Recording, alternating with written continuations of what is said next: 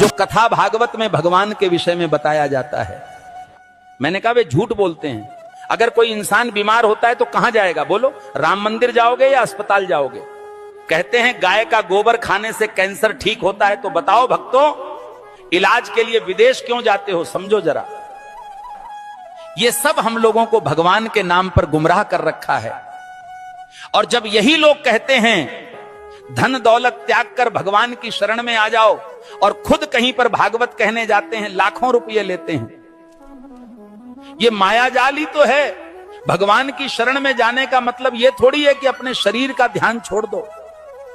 जो शरीर भगवान ने दिया है उसकी सेवा भी तो ईश्वर सेवा है।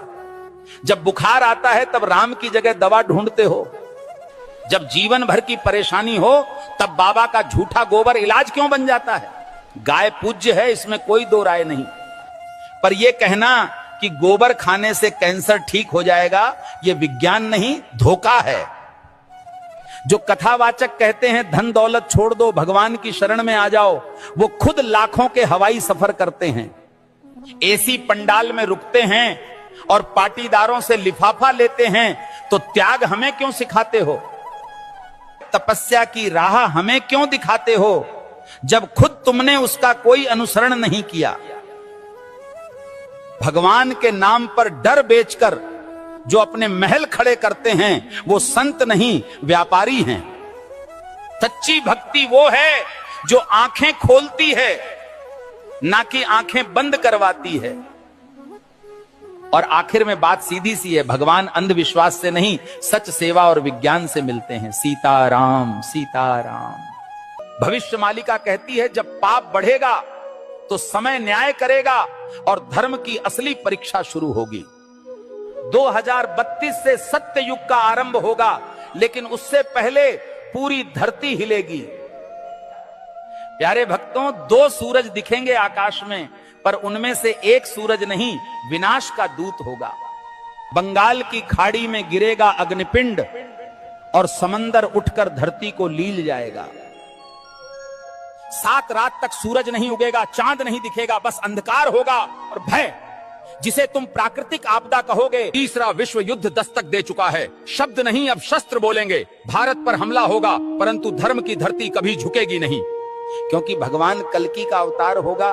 जो शरण में आएगा बच जाएगा, जो अभिमान में रहेगा मिट जाएगा। प्यारे भक्तों, भविष्य मालिका चेतावनी नहीं, ये वक्त की आवाज है। जो सुन लेगा वही कल को देख पाएगा। धर्म अब उपदेश से नहीं बचेगा, धर्म बचेगा तो तुम्हारे कर्म और श्रद्धा से। जो अब भी सो रहे हैं, समय उन्हें जगाएगा नहीं, बल्कि बहा देगा इतिहास की धूल में।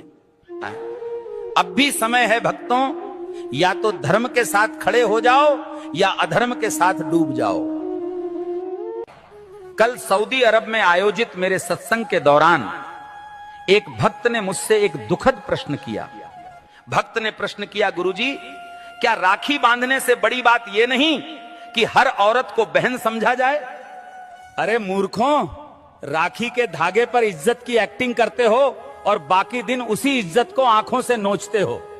राखी का धागा इज्जत का प्रतीक है, पर नजरें ही इज्जत न दें तो वो धागा क्या करेगा? जो आज बहन कह रहे हैं, कल उसी जैसी स्त्री को घूरते हैं। यही विडंबना है। जिस दिन पुरुष की नजर नारी को सच में बहन समझने लगेगी, उस दिन हर बेटी, बहन, हर स्त्री सुरक्षित अनुभव करेगी। भाई कहे जाने से कोई बड़ा नहीं बनता, उसके विचारों और दृष्टिकोण में सम्मान हो, यही सच्ची मर्दानगी है। राखी की रस्म निभाना सरल है, पर नीयत की सफाई असली परीक्षा है। हे प्रभु, जो स्त्री को देखकर गंदे ख्याल लाता है वो कभी भाई नहीं बन सकता। हर लड़की बहन जैसी लगे, ये सिर्फ कह देने से नहीं होता, जब तक मन से उसे बहन समझा न जाए। राखी कोई ताबीज नहीं है, ये चेतावनी है सोच को पवित्र करने की और नारी को नजर से नहीं सम्मान से देखने की। जिस पुरुष की मर्दानगी किसी नारी की रक्षा न कर सके, वो राखी के धागे का भी हकदार नहीं होता। राम के भक्त हो या डर के गुलाम, शर्म करो। हनुमान जी ने रावण को जला दिया, तुम आंख फड़कने से कांपते हो। अगर आज हनुमान जी को कुछ कहना होता